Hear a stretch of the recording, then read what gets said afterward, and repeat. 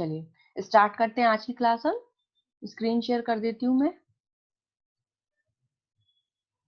आज की क्लास में देखना है हमें आर्टिकल्स।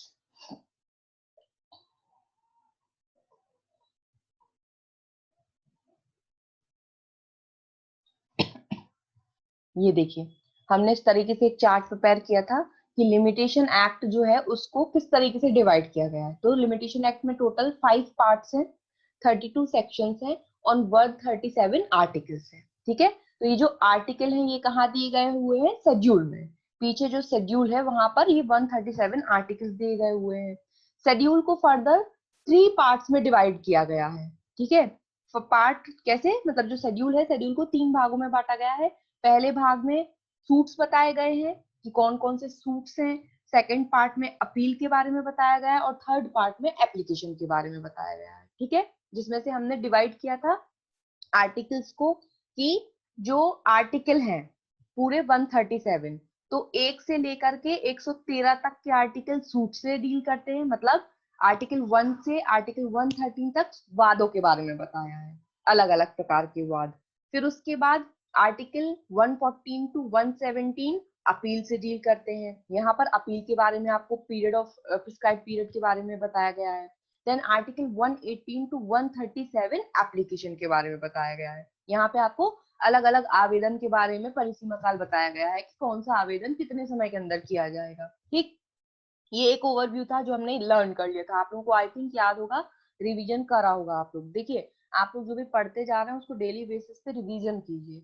अगर आप रिवीजन करते चलेंगे तो एग्जाम टाइम पे वर्डन नहीं पड़ेगा। और आप सोचिए कि रिवीजन नहीं करें, बस पढ़ते जा रहे हैं और पीछे बिल्कुल भी रिवीजन नहीं करें, तो एग्जाम टाइम पे बहुत दिक्कत, कंफ्यूजन हो जाएगा, क्योंकि बहुत सारे सब्जेक्ट्स हैं। ठीक है अंशिका, इसलिए रिवीजन करते चलना। तुमने सीपीसी तो अच्छे से पढ़ नहीं पाई, यस मैम। तो लिमिटेशन इतने अच्छे से रिवीजन करते चलो कि बिल्कुल कुछ भी नहीं भूलो, है ना।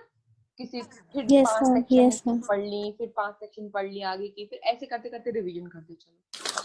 तो देखो, article 1 to yes ma'am. 13 suits से थे, तो हमने फर्दर इसको सूट्स वाले आर्टिकल्स को हमने डिवाइड किया था। कितने पार्ट में डिवाइड किया था सूट्स वाले आर्टिकल को हमने, याद है? ये 1 से लेके 113 तक के जो आर्टिकल हैं, तो इनमें 10 मैम प्रकार वन। के, 10, यस मैम। है ना। 10 सबसे 10। पहले 10 parts. Suit relating to accounts, है ना। सूट्स रिलेटिंग टू अकाउंट में कहां से कहां तक के आर्टिकल्स थे? Ma'am article 1 1 to to 5। 5, article 1 to 5 जिसका पीरियड, जिसका टाइम पीरियड 3 साल था। तो मतलब लेखाओं से संबंधित जितने भी वाद हैं, अकाउंट से रिलेटेड जितने भी सूट्स हैं, वो कहां से कहां तक बताए? आर्टिकल 1 से 5 तक अलग अलग हेड्स में बताए गए हैं, और उन सबके लिए प्रिस्क्राइब्ड पीरियड कितना है? 3 साल। देन उसके बाद सूट रिलेटिंग टू कॉन्ट्रैक्ट, हमने इसकी एक शॉर्ट ट्रिक भी पढ़ी थी। क्या पढ़ी थी? नहीं, इसकी नहीं पढ़ी थी, वो तो अपन ने आईपीएस नेम काय का पढ़ा था, इसी का पढ़ा था ना। आईपीएस नेम काय में पढ़ा था अपन ने? वो पढ़ा था अपन ने सीपीसी में।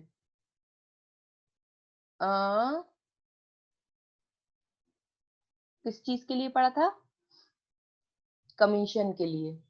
ओके, हाँ। तो देखिए, suit relating to accounts 1 to 5, ठीक है, इसमें 3 इयर्स है। देन इसके बाद कौन से थे? Suit relating to contract, article 6 to 55। याद आ रहा है अंशिका जी, सीमा जी, सूरमणि जी, याद आता जा रहा है? Yes ma'am. Hmm. Yes ma'am. Then suit relating to contract 6 to 55, इसमें भी 3 इयर्स टाइम पीरियड है। Then suit relating to declaration, declaration में आर्टिकल 56 टू 58, इसमें भी 3 साल। 258। फिर suit relating to decree and instrument 59 and 60, सिर्फ 2 आर्टिकल हैं डिक्री और इंस्ट्रूमेंट के, इसमें भी 3 साल का परिसीमा काल है। Then suit relating to immovable properties, immovable properties से जो रिलेटेड आर्टिकल्स हैं, आर्टिकल 61 टू 67, ये बहुत इंपॉर्टेंट है। इन पूरे आर्टिकल्स को 61 से 67 तक के आपको विथ हेडिंग पढ़ना है कि 61 में क्या दिया है, 62 में, 67 तक पूरे पढ़ना है। और इमूवेबल प्रॉपर्टी या स्थावर संपत्ति से रिलेटेड जो ये अनुच्छेद है, जो आर्टिकल है 61 टू 67, इनमें अलग अलग परिसीमा काल है, इसलिए हमने साइड में क्या लिख लिया कि डिफरेंट। तो इसमें हमें देखना पड़ेगा, इसमें हमें लर्न करना पड़ेगा, ये याद करने वाली चीज है। Then suit relating to movable property, जंगम संपत्ति से संबंधित आर्टिकल 68 टू 71 इनकी सेम है 3 इयर्स। मतलब जितने भी मूवेबल संपत्तियां हैं 68 से 71 के अंदर जितने भी प्रकार के वाद है सबके लिए परिसीमा काल कितना है 3 साल। फिर suit relating to torts 72 to 91, इसमें भी अलग अलग लिमिटेशन है। Suit relating to trust and trust property, ठीक है, न्यास और न्यास संपत्ति से संबंधित जितने भी वाद थे उनके आर्टिकल क्या थे 92 टू 96, और इसमें भी अलग अलग परिसीमा काल थी, डिफरेंट लिमिटेशन था। Then suit relating to miscellaneous matters 97 to 112, इसमें भी अलग अलग डिफरेंट लिमिटेशंस हैं।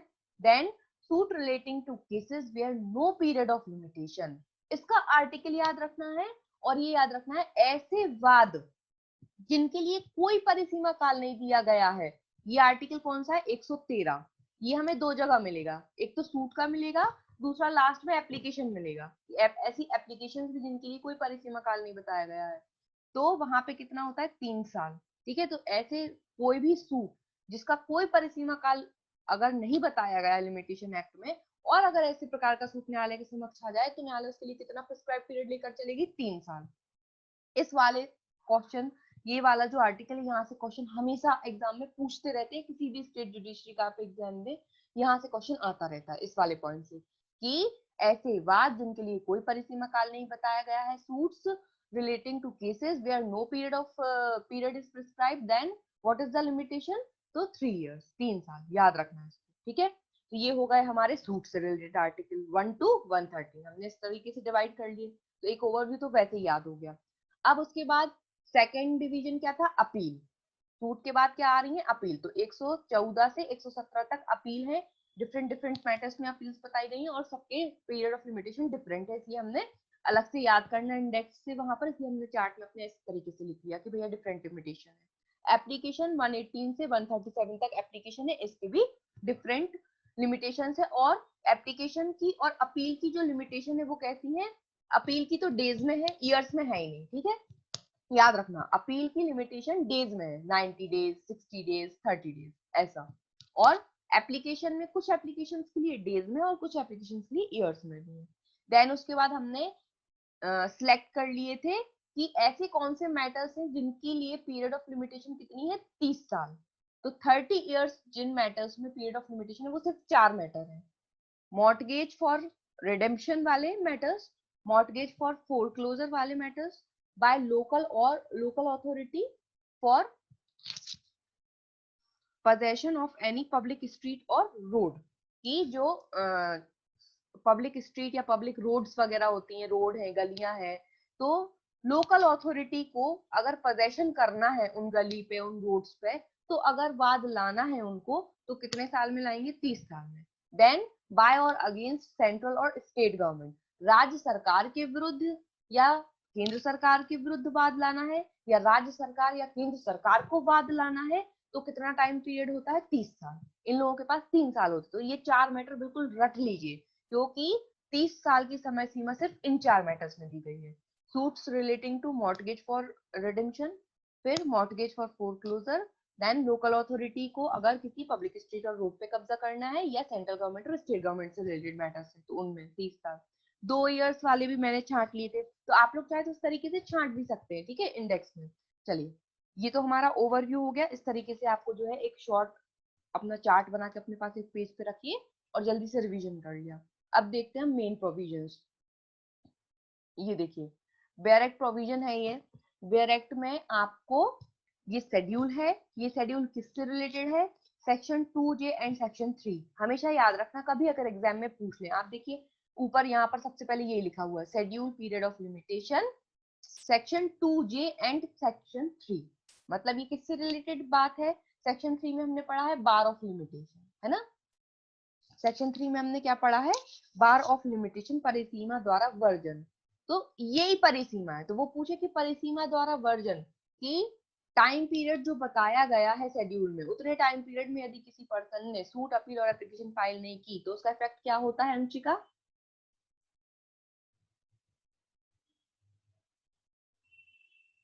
विद इन टाइम लिमिट यदि suit, appeal or application file नहीं की तो उसका इफेक्ट क्या होगा, सूर्यमणि जी बताइए क्या होगा।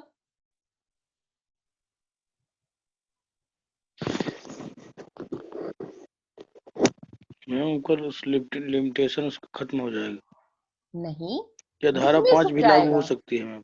डिसमिस हो जाएगा। अरे डिसमिस, हाँ डिसमिस हो जाएगा। सेक्शन 3 सबसे पहले क्लिक होना चाहिए दिमाग में। सेक्शन 3 कभी भी ये क्वेश्चन आ जाए कि यदि किसी पर्सन ने जो परिसीमा काल, विहित परिसीमा काल है, उसके अंतर्गत suit, appeal or application file नहीं की, तो उसका इफेक्ट क्या होगा? सबसे पहले सेक्शन 3 पे जाना है, सूट डिसमिस होगा।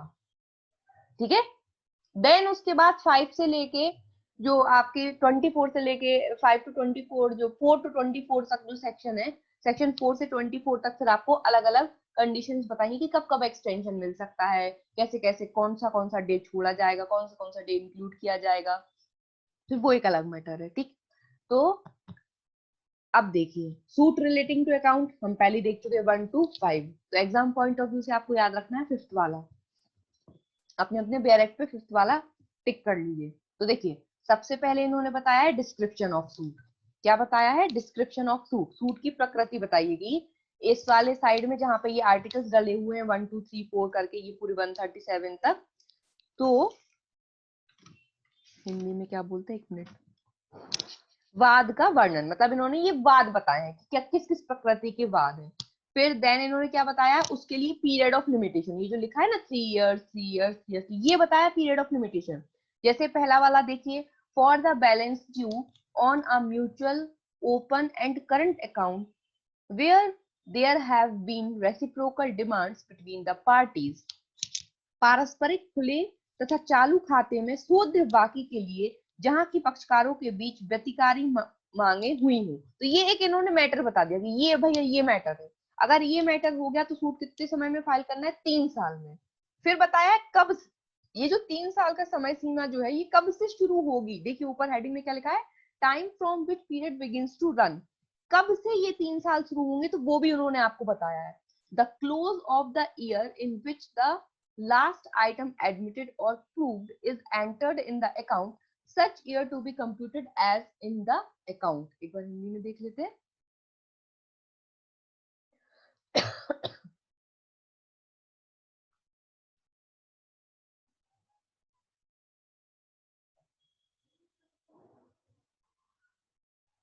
ये देखिए पहले वाद का वर्णन बता दिया, फिर उसके लिए ये समय सीमा बता दी कि कितने समय में ये फाइल करना है, 3 साल में। देन उसके बाद परिसीमा काल का काल वह समय जब से काल चलना आरंभ हुआ, कब से ये 3 साल शुरू होंगे। तो देखो ये अगर ये वाला फर्स्ट वाला मैटर है तो उस वर्ष का अंत जिसमें स्वीकृत या साबित हुई अंतिम मद लेखे में प्रविष्ट की गई है, ऐसे की संगणना वैसे ही वर्ष की जाएगी जैसे वह खाते में की गई है। मतलब उस लास्ट ईयर, जिस लास्ट ईयर में जो लास्ट एंट्री हुई होगी, मतलब अकाउंट है आपका, कोई चालू करंट अकाउंट है, तो उसमें क्या है, जिसमें स्वीकृत या साबित हुई अंतिम मद लेखे में प्रविष्ट की गई है, तो लास्ट जो भी एंट्री आपने करवाई है, ऐसे की संगणना वैसे ही वर्ष की जाएगी जैसे वह खाते में की गई है। तो ये इंपॉर्टेंट नहीं है एग्जाम पॉइंट ऑफ व्यू से, तो इसको आप छोड़ दीजिए। देखिए इतने सारे आर्टिकल्स हैं, आप सोचे कि सारे आर्टिकल्स आप रट ले तो दिक्कत में आ जाएंगे, क्योंकि हमें एग्जाम निकालना है अपना, तो हमें वही पढ़ने हैं जो एग्जाम में आते हैं। तो आपको पढ़ना है 5th वाला। 5th वाले से क्वेश्चन पूछते हैं कि विघटित भागीदारी के लेखे और लाभों के अंश के लिए, जब किसी पर्सन ने, कोई पार्टनरशिप फर्म है जिसका विघटन हो गया है ना, for the account and share of the profits of a dissolved partnership, partnership जब डिसॉल्व हो गई तो उसके बाद जितने भी पार्टनर है वो अपने अपने अंश के लिए क्या करेंगे, सूट फाइल करेंगे। तो कब तक कर सकते हैं? 3 साल। कब से? विघटन की तारीख से। तो जिस तारीख को विघटन हुआ है, जिस तारीख को आपकी जो फर्म है वो डिसॉल्व हुई है, for the account and share of the profits of a dissolved partnership 3 years the date of the dissolution, किस तारीख से? डिसोल्यूशन की तारीख से। तो अब देखिए आपको क्वेश्चन कैसे बनेंगे। पहली चीज तो आपको क्वेश्चन बनेगा सीधा इस पॉइंट से, वो आपको सीधा ये पॉइंट दे देंगे कि suits for an account and share of the profits of a dissolved partnership, ऐसे सूट से तो इनके लिए कितना परिसीमा काल है? आपको 4 ऑप्शन मिलेंगे, 3 साल, 4 साल, 5 साल, 6 साल। तो आपको टिक लगा के आना 3 साल। दूसरा क्वेश्चन बन सकता है कि ये जो मैटर है suit for account and share of the profits of a dissolved partnership, इनके लिए 3 साल के अंदर जो है सूट फाइल करा जाता है, तो ये टाइम पीरियड कब से शुरू होगा, तो आपको यहाँ से ऑप्शन मिलेंगे। तो आपको लगाना है from the date of the dissolution, विघटन की तारीख से ये 3 साल आरंभ होंगे। तो डेट से क्वेश्चन पूछेंगे और कब से ये डेट आरंभ होगा इससे। तो आपको ये तीनों चीजें याद रखनी है, ठीक है। तो 5th वाला अंडरलाइन कर लीजिए। 5th वाले के बाद 7th वाला अंडरलाइन कर लीजिए, for the wages in the case of any other person, ठीक है। देन उसके बाद आप लोग अपने अपने बैरेक में टिक करते जाइए, ठीक है। उसके बाद आप 19 वाला कर लीजिए। 19 for money payable for money lent, 3 साल when the loan is paid, उस धन के लिए जो उधार दिए गए धन की बाबत संदेह हो जब उधार दिया गया हो, ठीक है। फिर उसके बाद कितने क्वेश्चन बनेंगे इसमें? इसमें से देखिए कम से कम आपके लिमिटेशन में से एमपी में आना है 4 क्वेश्चन, ठीक है। 4 क्वेश्चन में से 2 क्वेश्चन आर्टिकल से आ जाते हैं, एक आधा 2 आ जाएंगे आपके सेक्शन से, 2 आ जाएंगे आर्टिकल से। तो मैं आपको बता दूं, देखो अभी तक जितनी बार मैंने एग्जाम दिया है, एक तो वो क्वेश्चन हमेशा रिपीट होता है, कौन सा वाला, कि जिसके लिए कोई परिसीमा काल नहीं दी गई है तो कितना समय होता है, एक तो वो रिपीट होता है, कई बार आ जाता है, बहुत बार तो मैं ही अटेम्प्ट कर चुकी हूँ, ठीक है। एक पूछ 3 लेते ईयर हैं, वाला। हाँ 3 इयर्स है ना, वो तो बिल्कुल रट ही लो, कि ऐसे सूट जिनके लिए कोई भी परिसीमा काल नहीं दिया गया है, तो ऐसे सूट के लिए परिसीमा काल क्या है, 3 साल, वो तो बिल्कुल याद ही करिए। उसके बाद अभी अपन आगे पढ़ेंगे मॉर्टगेज वाले, इमूवेबल प्रॉपर्टी वाला जो आर्टिकल्स है वहां से क्वेश्चन आते हैं, तो मतलब है कुछ इंपॉर्टेंट, आप लोग टिक कर लीजिए, इसकी बहुत कम है। 19 वाला टिक कर लीजिए। 19 के बाद एक सेक्शन 4 से भी में आ जाता है। हाँ नहीं, सेक्शन से तो कहीं से भी दे सकते हैं, सेक्शन तो सारे इंपॉर्टेंट है, देखिए है ना। आर्टिकल्स में फिर सेक्शन 28, 29 और 31। 28 में है on a single bond where a day is specified for payment, सादे बंध पत्र पर जहां की संदाय करने के लिए दिन विनिर्दिष्ट हो, 3 साल ऐसे विनिर्दिष्ट दिन से। Then 29 on a single bond where no such day is specified, इसमें समझने जैसा कुछ नहीं है, इसलिए आपको ये सीधे सीधे रटने हैं, ठीक है। 28, 29, 31। उसके बाद मैं इसको ग्रुप में भी शेयर कर दूंगी, ठीक है, आप लोग और एक बार फिर कंफर्म देख लेना अच्छे से। उसके बाद आपका आएगा आर्टिकल 42 पे लगाइए। Article 42 by surety against the principal debtor, प्रतिभू द्वारा मूल ऋण के विरुद्ध, इसके भी 3 साल है। देन उसके बाद आप लगाइए 44। 44 में भी ये ए वाला पॉइंट इंपॉर्टेंट है, 44 का। देन उसके बाद 44 के बाद 45 नहीं, 46 नहीं, फिर आप आइए 52 फॉर एरियर्स ऑफ रेंट, ये इंपॉर्टेंट है, यहां से आता है क्वेश्चन, है ना। 52 इंपॉर्टेंट है। देन 52 पे इंपॉर्टेंट मार्क कर लीजिए। Then by vendor of immovable property for personal payment of unpaid purchase money, 53 पे टिक मार्क करिए। 54 बहुत इंपॉर्टेंट है, for specific performance of contract, संविदा के विनिर्दिष्ट पालन के लिए 3 साल के अंदर बाद लाना पड़ता है, कब से, the date fixed for the performance, और if no such date is fixed when the plaintiff has notice that performance is refused. तो आपको दोनों ऑप्शन मिल सकते हैं यहाँ से। इन्होंने क्या कहा है कि ये 3 साल का परिसीमा काल कब से चलना शुरू होगा, पालन के लिए नियत की गई तारीख से, मतलब आपको विनिर्दिष्ट पालन करने का आदेश है, मतलब विनिर्दिष्ट पालन करना था आपको, तो अब आपको सूट फाइल करना है, तो आप कब से करेंगे, पालन के लिए नियत की गई तारीख, या यदि ऐसी तारीख नियत की गई है तो, नहीं की गई है, सॉरी ये हिंदी में मिसप्रिंट है, नहीं की गई है तो जब वादी को यह सूचना हो जाए कि पालन से इनकार कर दिया गया है, ठीक है। देन उसके बाद 55 for compensation for the breach of any contract express और implied not here in specifically provided, 55 भी इंपॉर्टेंट है, ठीक है। तो 52 से 55 तक इंपॉर्टेंट है, यहाँ से क्वेश्चन आ सकता है एग्जाम में, अच्छे से टिक कर लीजिए और अच्छे से याद करिएगा तीनों। देन इसके बाद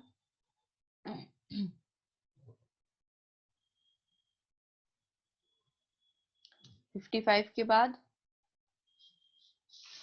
56 नहीं करना है, 57, 59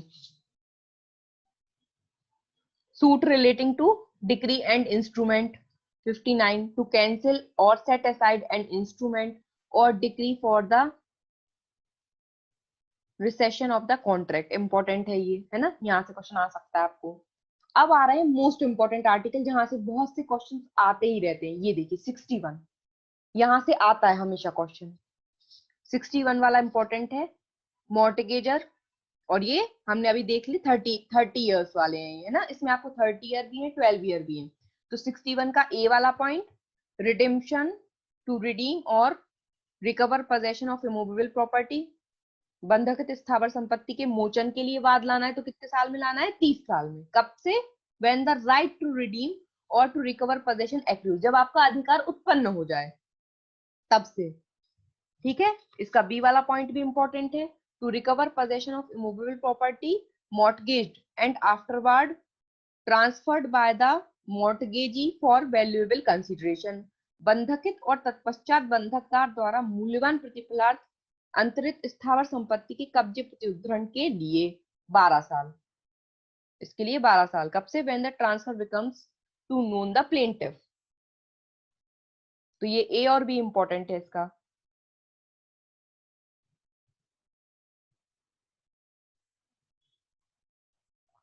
देन इसके बाद 63 वाला, बाय अ मॉर्टगेजी फॉर फोरक्लोजर, प्रोबंध के लिए वाद 30 साल, पहले देख चुके हैं हम, है ना, रिडेम्पशन ऑफ प्रोबंध के लिए वाद 30 साल।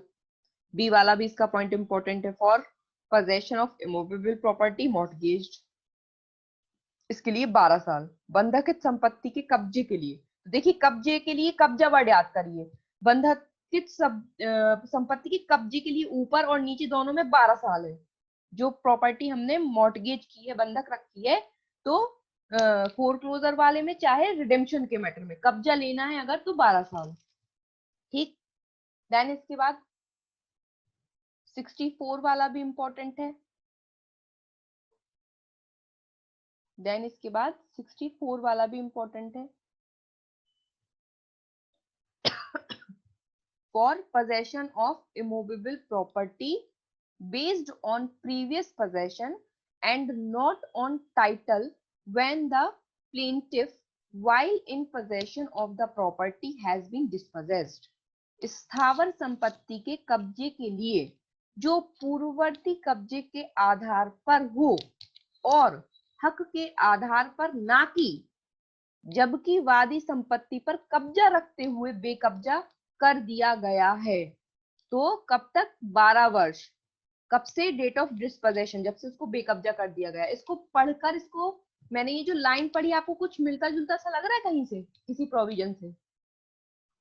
इमूवेबल प्रॉपर्टी के पोजेशन के लिए सूट फाइल किया गया है, वो भी पोजेशन कैसा पोजेशन, जो पहले से ऑलरेडी पोजेशन में लिए हुए है इमूवेबल प्रॉपर्टी को, लेकिन उसका टाइटल नहीं है उस प्रॉपर्टी पे, स्वामित्व नहीं है उस प्रॉपर्टी पे, सिर्फ अधिकार के बल पे वो पोजेशन में लिए हुए है और क्या कर दिया है, वादी संपत्ति, जबकि वादी संपत्ति पर कब्जा रखते हुए बेकब्जा कर दिया गया है।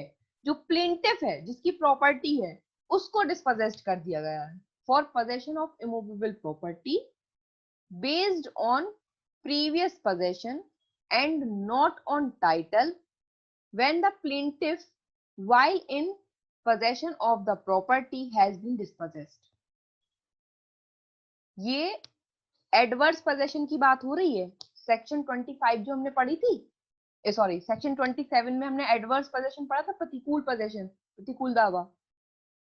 उसमें ऐसे ही हो रहा है ना, स्थावर संपत्ति होती है, जो प्लेंटिफ होता है उसको डिस्पोजेस्ड कर देता है डिफेंडेंट, और खुद जो है संपत्ति पे रहता आता है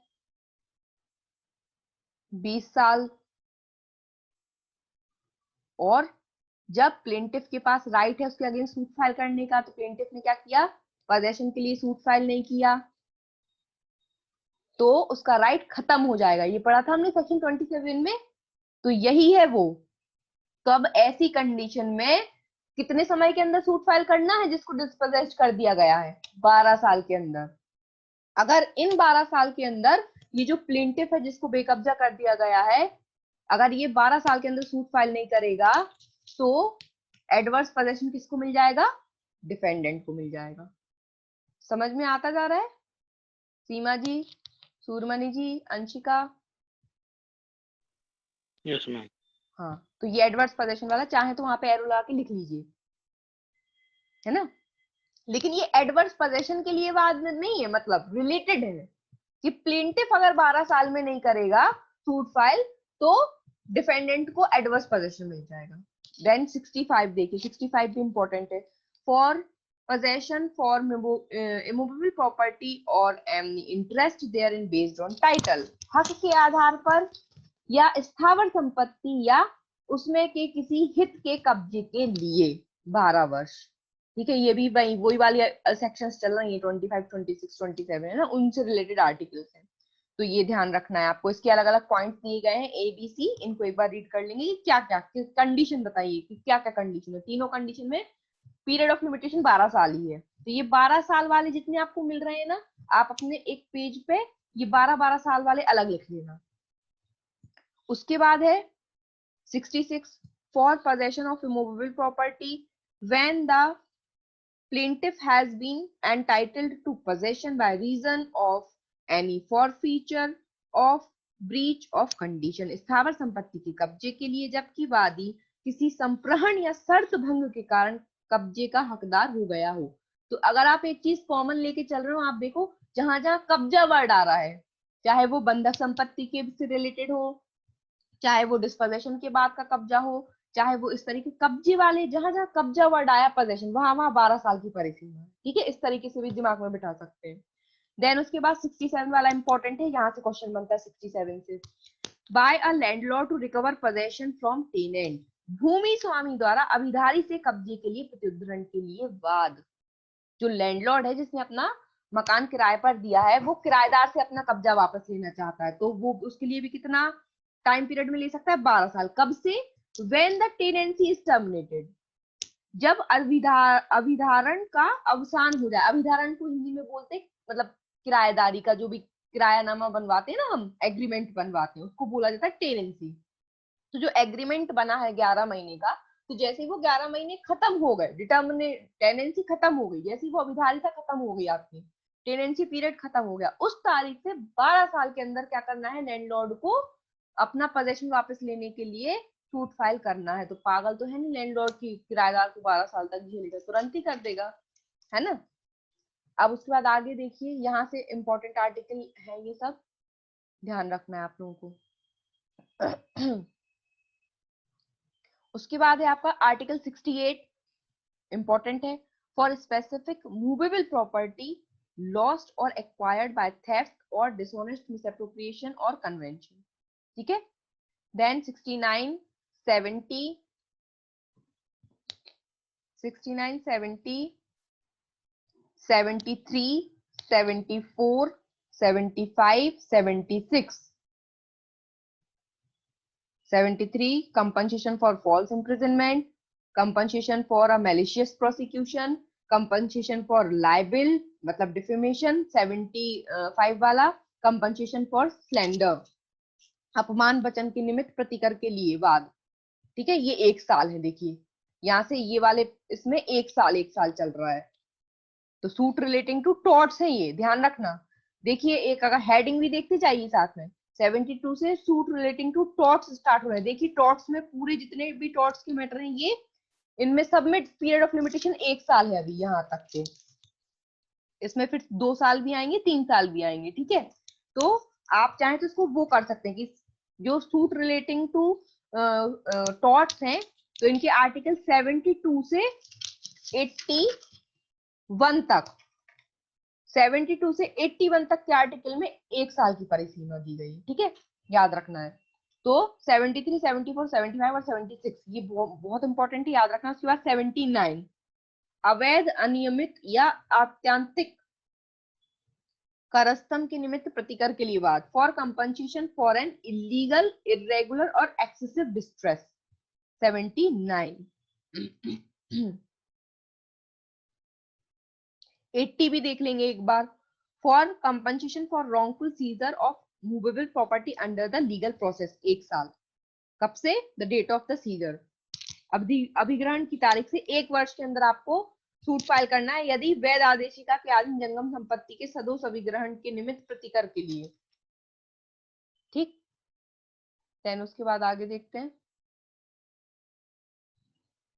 82 by executor, administrators or representatives under the Indian Fatal Accident Act 1855, निष्पादकों, प्रशासकों या प्रतिनिधियों द्वारा भारतीय घातक दुर्घटना अधिनियम 1855 के अधीन वाद, तो 2 साल। कब से? The date of the death of the person killed, मार डाले गए व्यक्ति की मृत्यु की तारीख से 2 साल के अंदर वाद लाएंगे उनके एग्जीक्यूटर, एडमिनिस्ट्रेटर या रिप्रेजेंटेटिव, ये फेटल एक्सीडेंट एक्ट वाले मामले में। ठीक है, then 83 under the legal representative suits act 1855 against an executor, administrator, तो ध्यान रखिए एग्जीक्यूटर, एडमिनिस्ट्रेटर और रिप्रेजेंटेटिव चाहे वाद लाएं या इनके विरुद्ध वाद लाया जाए, है ना, यहाँ पे 83 में इनके विरुद्ध वाद ला रहा है, अगेंस्ट एग्जीक्यूटर, एडमिनिस्ट्रेटर और एनी अदर रिप्रेजेंटेटिव, तो 2 साल। When the wrong complaint of it's done, जब परिवादित दोष किया जाए तब से। 1087 for compensation for trespass upon immovable property, स्थावर संपत्ति पर अतिचार के लिए प्रतिकर, है ना, ट्रेसपास किया उसके लिए अगर वाद लाना है तो 3 years। ये टॉर्ट्स चल रहा है, सब टॉर्ट्स से रिलेटेड मैटर, ध्यान रखिएगा। 87 इंपॉर्टेंट है, हाँ। 88 for compensation for infringement copyright और एनी अदर एक्सक्लूसिव प्रिविलेजेस, प्रतिलिपि अधिकार या किसी दूसरे अन्य विशेषाधिकार के अति उल्लंघन के निमित्त प्रतिकर के लिए वाद। ये एग्जाम पॉइंट ऑफ व्यू से इंपॉर्टेंट नहीं, लेकिन अगर आप लोग का भगवान की कृपा से पेपर निकल जाता है तो आपको ये काम आएगा। तो कॉपीराइट के मैटर्स आजकल बहुत होने लगे। 3 साल, ध्यान रखिएगा। जब से इंफ्रिंजमेंट होता है, जिस तारीख से इंफ्रिंजमेंट होता है कॉपीराइट का, उस तारीख से 3 साल के अंदर वाद लाना होता है। 88, ठीक है। देन उसके बाद 92 वाला देखेंगे, suit relating to trust and trust property पे आ जाइए। 92 to recover possession of immovable property conveyed or bequeathed in trust and afterward transferred by the trustee for a valuable consideration, न्यास के रूप में हस्तांतरित या वसीयत की गई और तत्पश्चात न्यासी द्वारा मूल्यवान प्रतिफलार्थ अंतरित की गई स्थावर संपत्ति के कब्जे के प्रत्युद्धरण के लिए 12 वर्ष। कब्जा देखिए, फिर कब्जा आया तो 12 वर्ष आ गए। तो आपको अगर एग्जाम में कितनी बड़ी वो आ जाए, आपको कब्जा वर्ड दिख जाए तो आप आंख बंद करके 12 साल लगा सकते हैं। ठीक, ये ट्रिक हो गई आपकी। जहां जहां कब्जा आ रहा है वहां वहां 12 वर्ष आ रहे हैं। देन इसके बाद 93, 92 के बाद 93 to recover possession of movable property. अब देखिए, ये मूवेबल प्रॉपर्टी के पोजेशन की बात है, इसलिए यहाँ 12 साल नहीं, यहाँ 3 साल है। स्थावर संपत्ति का कब्जा है तो 12 साल, और जंगम संपत्ति का कब्जा है तो 3 साल। ये ध्यान रखना, यहाँ कंफ्यूज नहीं होना। यहाँ देखिए मूवेबल प्रॉपर्टी लिखा है, न्यास के रूप में हस्तांतरित या वशियत की गई और तत्पश्चात न्यासी द्वारा मूल्यवान प्रतिफल अंतरित की गई जंगम संपत्ति का कब्जा है तो 3 साल, स्थावर का है तो 12 साल। देन 94 इंपॉर्टेंट है, to set aside a transfer of immovable property. जो इमूवेबल प्रॉपर्टी का ट्रांसफर हुआ उसको सेट असाइड करने के लिए, comprised in Hindu, Muslim और Buddhist religious और charitable endowment made by a manager thereof for a valuable consideration, 12 साल। 95, 96 ये 12 साल वाले मैटर है, इसलिए इनको ध्यान रखना है। देन उसके बाद 97 आ जाइए, ये मोस्ट इंपॉर्टेंट। 97 हमने पढ़ा है प्रीएम्पशन, बहुत जगह लिमिटेशन एक्ट में right of preemption as exception पढ़ा है हमने। सेक्शन 8 में एक्सेप्शन है राइट ऑफ प्रीएम्पशन, है ना। फिर उसके बाद आपका ईजमेंट वाले में राइट ऑफ प्रीएम्पशन एक्सेप्शन है। तो राइट ऑफ प्रीएम्पशन को इन्फोर्स कराना है तो 1 साल। कब से? When the purchaser takes under the sale sought to be impeached physical possession of the whole or part of the property sold. ठीक है, जब क्रेता उस विक्रय में जिस पर अधिक्षेप करना इप्सित है बेची गई संपत्ति पर या उसके भाग पर भौतिक कब्जा करे।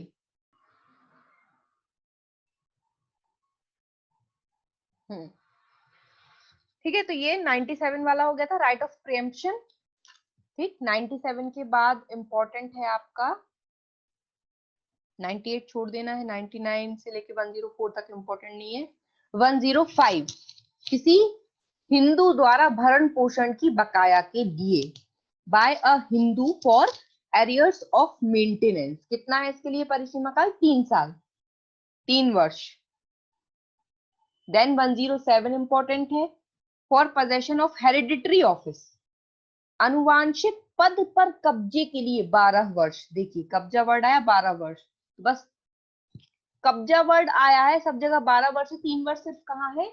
जंगम संपत्ति की कब्जा है वहां 3 वर्ष है, बाकी जगह अभी 12 वर्ष ही चल रहा है। ठीक है, तो 107 के ऊपर 106 वाला भी एक बार देख लेना, 12 इयर्स वाला, इसलिए 106 भी पढ़ लेना एक बार। 107 हो गया। Then 108 12 years, suit during the life of a Hindu or Muslim female by a Hindu or Muslim who, if the female died at the date of instituting the suit, would be entitled to possession of land, to have an alienation of such land made by the female declared to be void except for her life or until her remarriage। 108 वाला 12 वर्ष।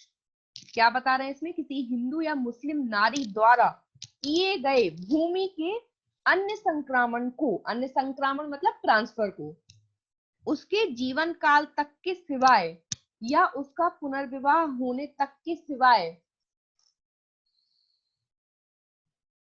शून्य घोषित कराने के लिए ऐसी नारी के जीवन काल में उस हिंदू या मुस्लिम द्वारा वाद जो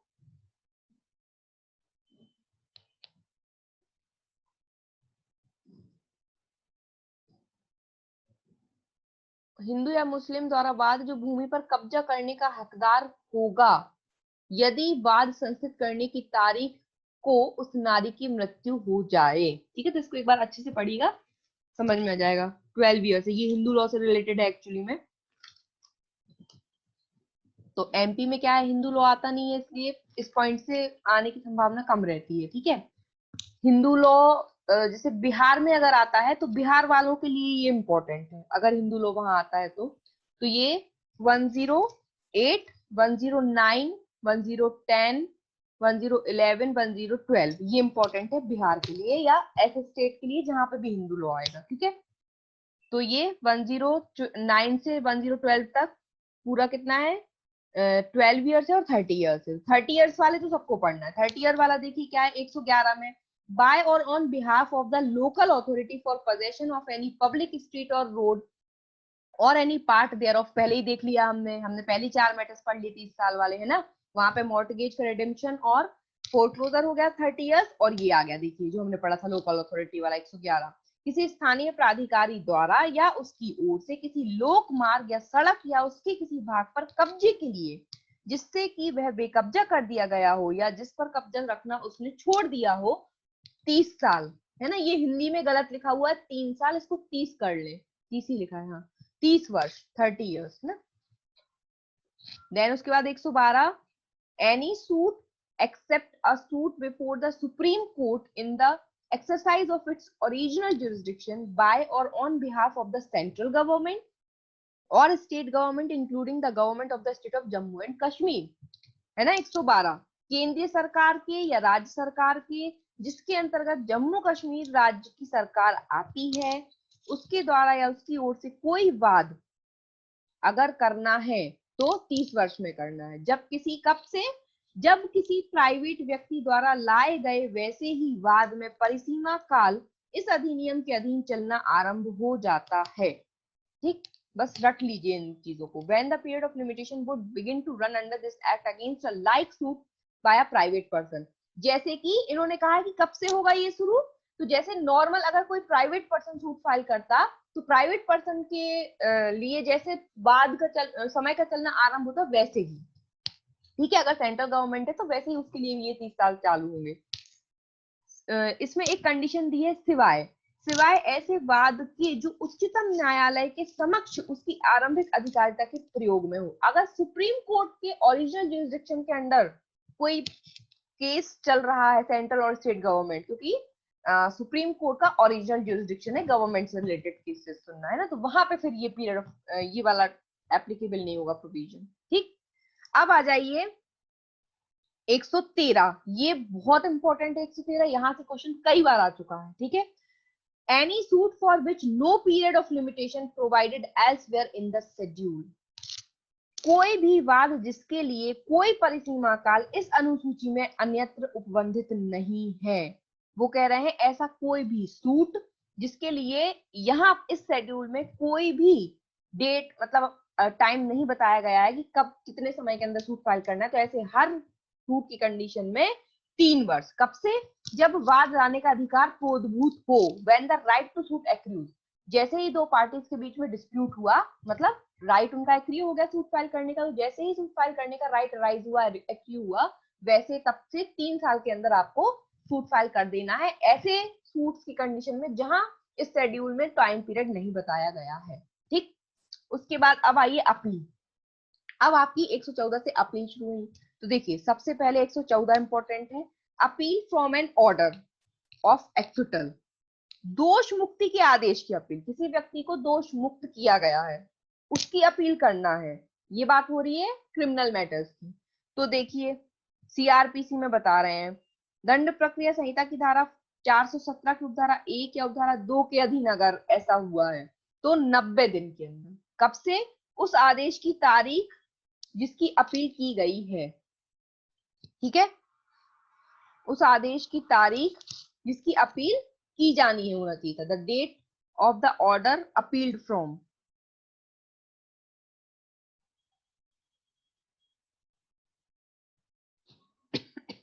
तो अपील कितने दिन में करना है? 90 दिन में करना है।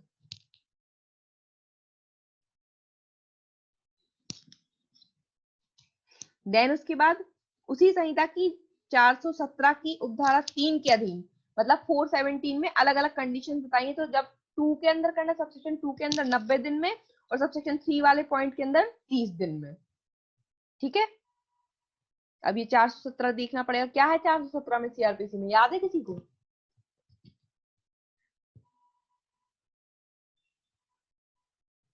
सीआरपीसी 417,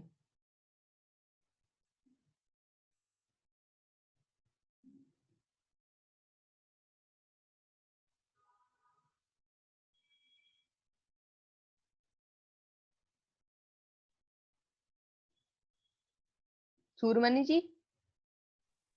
मैम ये कारावास का स्थान नियत करने की शक्ति, power to appoint place of imprisonment. Power to appoint place of imprisonment.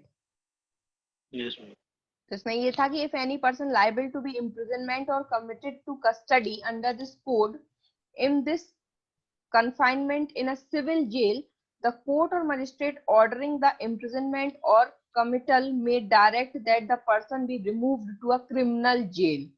जो सबसेक्शन 2 की बात कर रहे हैं, ये 417 की सबसेक्शन 2 में ये बताया गया है कि जहां पे कोई भी पर्सन जो लाइबल है इम्प्रिजनमेंट के लिए या कस्टडी में कमिट करने के लिए सिविल जेल में, तो कोर्ट चाहे तो मजिस्ट्रेट चाहे तो उसको सिविल की जगह क्रिमिनल जेल में जो है ordering the imprisonment or committal may direct that the person be removed to a criminal jail। फिर subsection 3 में when a person is removed to a criminal jail under subsection 2 he shall be being released therefrom be sent back to the civil jail। तो subsection 2 में पहले civil jail से उसको कहा criminal jail में भेज दिया गया, और सबसेक्शन 3 में कह रहे हैं कि जहां सबसेक्शन 2 के अंदर क्रिमिनल जेल में भेजा है तो कोर्ट जो है वापस उसको सिविल जेल में भेज सकता है, अगर ये उसमें नीचे कंडीशन बताइए, अगर वो कंडीशंस है तो। ठीक है, तो ऐसा है। तो इन ऑर्डर्स के अगेंस्ट ये जो आदेश पारित कर रही है 417 सीआरपीसी में, इन आदेश के अगेंस्ट अपील करना है, तो अगर सिविल से क्रिमिनल जेल में रिमूव कर रहे हैं तो 90 दिन के अंदर अपील फाइल करना है इस ऑर्डर के लिए, और वापस अगर उन्होंने क्या करा क्रिमिनल जेल में भेजा था, क्रिमिनल से वापस सिविल जेल में भेज दिया, और फिर उस आदेश की अपील करनी है तो 30 दिन में करनी है। ठीक, अब उसके बाद 115 में देखिए, under the code of criminal procedure. अब सीआरपीसी की कौन सी, सीआरपीसी में जहां पे डेथ सेंटेंस दिया गया है,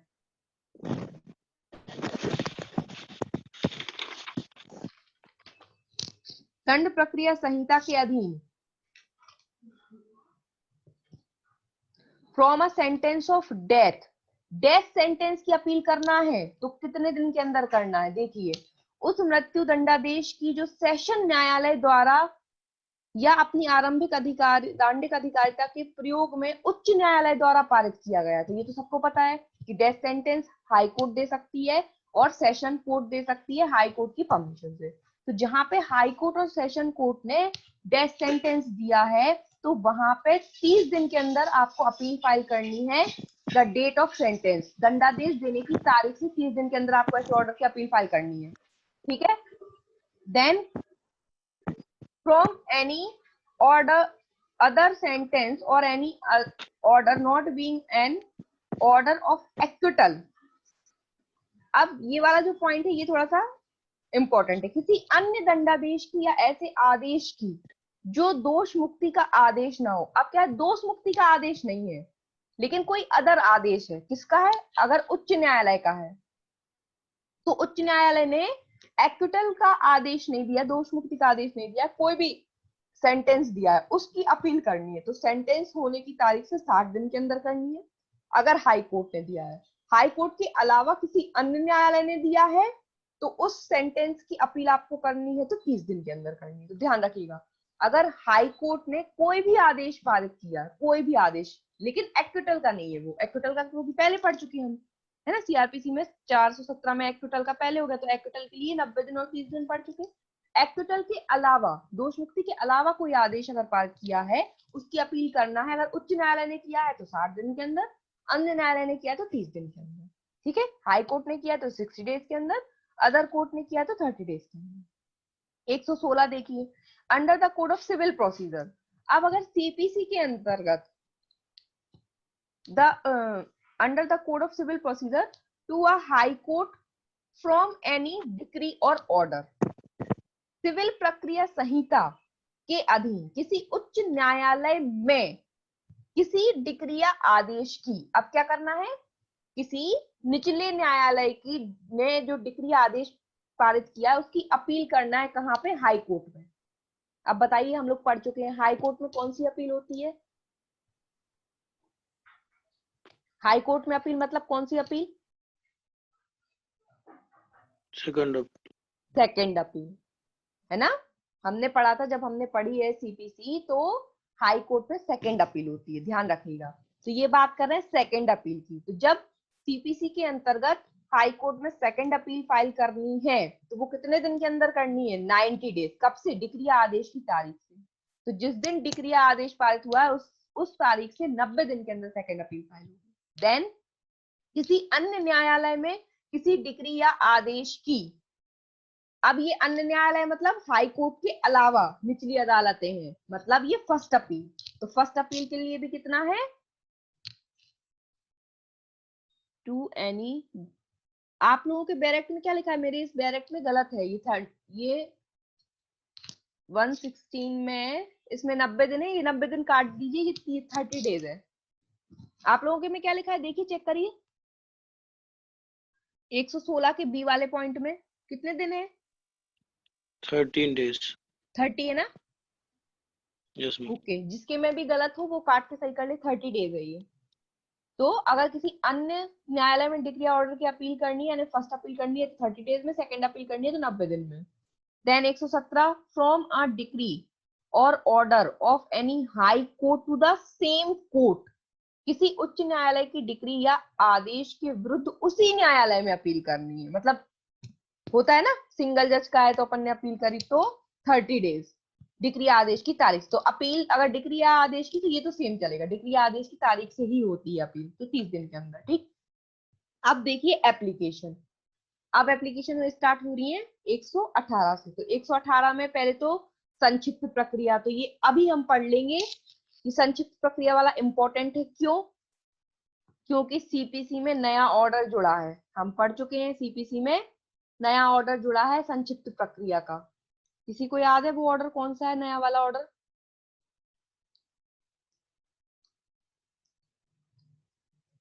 मतलब संक्षिप्त प्रक्रिया का तो एक है ही, समरी जजमेंट जुड़ा है, समरी जजमेंट। बताना आप लोग कल मुझे रिवीजन करके। देखिए 118 में for leave to appear and defend a suit under summary procedure, संक्षिप्त प्रक्रिया के अधीन वाद में उपसंजात होने और प्रतिरक्षा करने की इजाजत के लिए 10 दिन के अंदर करना है आपको, 10 डेज के अंदर एप्लीकेशन करना है। कब से? जब समन की तामील हुई है। उसके बाद 120 देखिए, under the CPC to have the legal representative of a deceased plaintiff or appellant or of a decree deceased defendant or respondent made a party. किसी मृतवादी या अपीलार्थी के या मृत प्रतिवादी या प्रत्यार्थी के विधिक प्रतिनिधि को सीपीसी के अधीन पक्षकार बनवाने के लिए, ये इंपॉर्टेंट है, ये हम पढ़ चुके हैं सीपीसी में कि जब भी कोई पर्सन मर जाता है तो उसके बिहाफ में सूट कब चलेगा? जब उसका लीगल रिप्रेजेंटेटिव आ जाएगा। तो ये लीगल रिप्रेजेंटेटिव को पार्टी बनवाना है, इसके लिए आपको आवेदन लगाना है। तो कितने दिन में लगाना है? 90 डेज, 90 दिन के अंदर लगाना है। कब से? यथास्थिति वादी, अपीलार्थी, प्रतिवादी या प्रत्यर्थी की मृत्यु की तारीख से। तो जो पार्टी जिस डेट को मरी है उस तारीख से 90 दिन के अंदर आपको इनको पार्टी, लीगल रिप्रेजेंटेटिव को पार्टी बनवाने के लिए 90 दिन के अंदर आपको क्या करना है? एप्लीकेशन फाइल कर देनी है। देन ये 121 और 122 भी एक बार देख लेंगे कि सीपीसी के अंतर्गत यदि उपसमन को अपास्त कराना है, अबेटमेंट को सेट असाइड कराना है तो 60 डेज के अंदर from the date of abetment.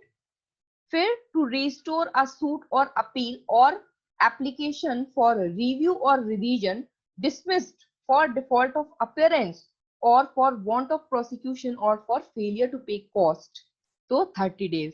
ठीक है। उपसंजाति में व्यतिक्रम के कारण या अभियोजन के अभाव के कारण या आदेशिका की तामील के खर्चे देने में असफलता के कारण जो वाद हमारा खारिज हुआ है, वाद या अपील है ना, या पुनर्वलोकन या पुनरीक्षण के लिए आवेदन का प्रत्यावर्तन कराने के लिए, तो जो डिसमिस कर दिया गया था इन कारणों से उनको वापस रिस्टोर कराना है तो 30 डेज में आपको इसके लिए आवेदन देना पड़ेगा। कब से? खारिज होने की तारीख से। ठीक। देन इसके बाद देखिए 123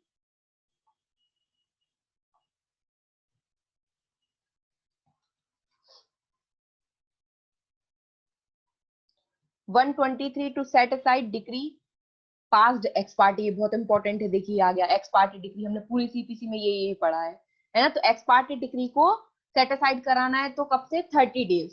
कितने दिन के अंदर आवेदन करना है? 30 दिन के अंदर। कब से? डिक्री की तारीख या जहाँ की समन या सूचना सम्यक रूप से शामिल नहीं हुई है वहां, जब डिक्री का ज्ञान आवेदक को हुआ तब से। Then 124 for review of judgment by a court other than a supreme court, supreme court के अलावा उच्चतम न्यायालय से भिन्न किसी अदर न्यायालय के द्वारा रिव्यू, पुनर्वलोकन करवाना। तो ध्यान रखना सुप्रीम कोर्ट की बात नहीं हो रही इसमें, जो दूसरे कोर्ट्स हैं उनसे रिव्यू करना है, ये एप्लीकेशन करना है तो कितने दिन के अंदर करना है? 30 दिन के अंदर, डिक्री आवेदन की तारीख से। 127 टिक कर लीजिए। 127 to set aside cell.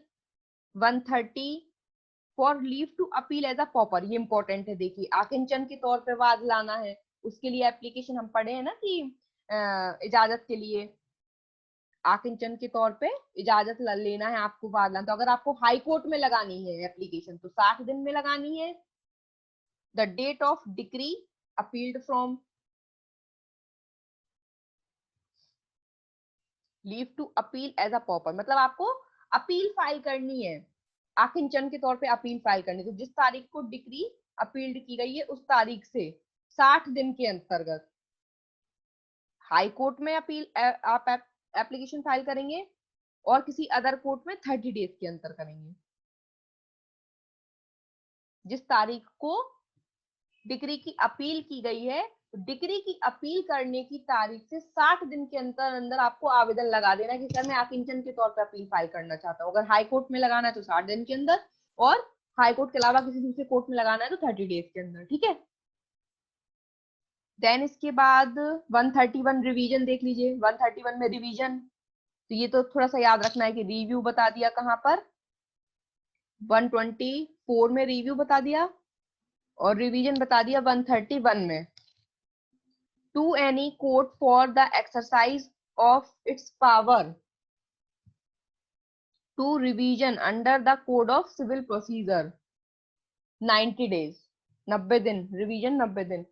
132 to the high court for a certificate of fitness to appeal to the supreme court, उस प्रमाण पत्र के लिए कि मामला उच्चतम न्यायालय में अपील के योग्य है संविधान के अनुच्छेद 132 के खंड 1 और अनुच्छेद 133 134 के खंड 1 के उपखंड गा के अधीन या किसी अन्य तत्समय प्रवृत्त विधि के अधीन उच्च न्यायालय में 60 दिन के अंदर डिग्री आदेश की दंडादेश की तारीख से।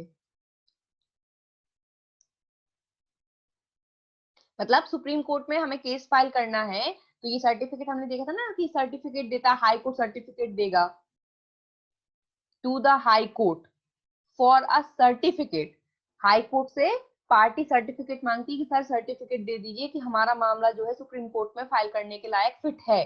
तो ये ऐसा सर्टिफिकेट लेने के लिए आवेदन करना है तो कब करना है, 60 दिन के अंदर। कब से, डिक्री या सेंटेंस या ऑर्डर पारित होने की तारीख से 60 दिन के अंतर्गत पार्टीज आवेदन करेंगी और हाई कोर्ट में करेंगी। किस चीज के लिए, सर्टिफिकेट के लिए कि हमारा मामला सुप्रीम कोर्ट में ले जाने के लिए फिट है। उसके बाद सेक्शन सेक्शन बोल रही हूँ, article 133 to the supreme court for special leave to appeal. Special leave to appeal कौन सा आर्टिकल, आर्टिकल 136 याद रखिएगा। ये क्वेश्चन कई बार पूछ लेते हैं कि स्पेशल लीव टू अपील कौन से आर्टिकल में है कॉन्स्टिट्यूशन में, तो हमेशा आर्टिकल याद रखें 136। आर्टिकल 136 बात करता है स्पेशल लीव टू अपील और ये सिर्फ सुप्रीम कोर्ट में ही होती है, ध्यान रखना ये, है ना। तो supreme court for special leave to appeal के लिए आपको आवेदन देना है तो in a case involving death sentence to 60 days, in a case leave to appeal was refused by the high court, तो अगर डेथ सेंटेंस इन्वॉल्व है तो 60 डेज, जहां पे आपने इजाजत मांगी थी और वो हाई कोर्ट ने रिफ्यूज कर दी थी। हाँ ठीक है, तो सेक्शन आर्टिकल 133 में देख लीजिएगा, to the supreme court for special leave to appeal. ठीक है, अपील करने की विशेष इजाजत के लिए उच्चतम न्यायालय में अगर आवेदन लगाना है तो मृत्यु दंडादेश, ऐसे मामले में जिसमें मृत्यु दंडादेश अंतर्वर्लित है तो 60 दिन के अंतर्गत, निर्णय अंतिमादेश या दंडादेश की तारीख से। फिर उस मामले में जिसमें उच्च न्यायालय द्वारा अपील की इजाजत देने से इनकार कर दिया गया है, अगर पार्टी ने पहले हाई कोर्ट से परमिशन मांगी है कि सर हमें जो है अपील फाइल करनी है और हाई कोर्ट ने मना कर दिया है, तो फिर स्पेशल इजाजत मांगी जाएगी सुप्रीम कोर्ट से, है ना। तो 60 दिन के अंतर्गत, कब से, इनकार करने की तारीख से। देन उसके बाद आप आ जाइए for delivery of position by a purchaser of immovable property at a sale in execution of decree. 134 important नहीं, छोड़ दीजिए। 135 देखिए, आज्ञापक व्यादेश अनुदत्त करने वाली डिक्री के प्रवर्तन के लिए आवेदन for the enforcement of a decree granting a mandatory injunction 3 years, है ना। और लास्ट वाली इंपॉर्टेंट है, for the enforcement of a decree other than a decree granting a mandatory injunction or order of any civil court, civil न्यायालय की किसी decree या किसी आदेश के निष्पादन के लिए जो आज्ञापक व्यादेश अनुदत्त करने वाली डिक्री से भिन्न हो। ठीक है, तो 12 वर्ष 12 इयर्स, ये मेरा मिसप्रिंट था तो मैंने काट के 12 ईयर लिखा है। आप लोग एक बार देखिए अपने बैरक में, आप लोगों के बैरक में 12 इयर्स ही है। Yes ma'am.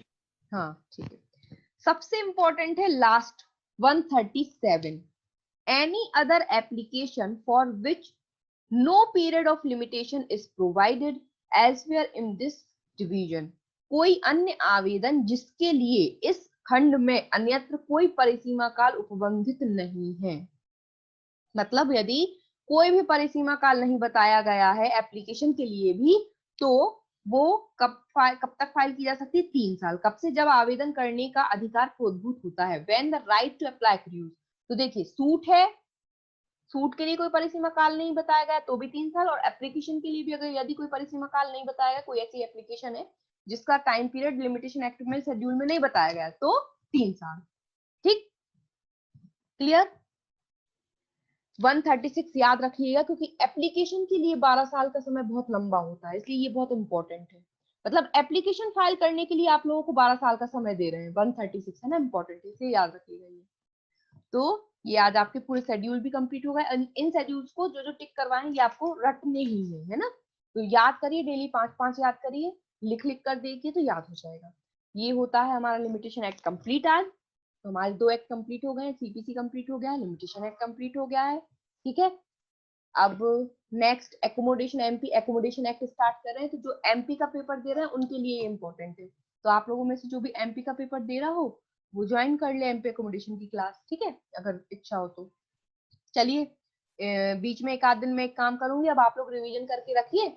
संडे तक या संडे को मैं बता दूंगी, किसी दिन मैसेज कर दूंगी, एक टेस्ट ले लेंगे हम इसका पूरा लिमिटेशन एक्ट का, ताकि आप लोगों का कंफर्म हो जाए। ठीक है, ओके ओके, चलिए बाय बाय, मिलते हैं अगली थैंक क्लास यू, में। फिर गुड जब नाइट। भी आप लोग मतलब जैसा भी हो आप लोग बता दीजिएगा एकोमोडेशन का, जिसको भी ज्वाइन करना हो। Yes ma'am. Okay, good night, bye bye.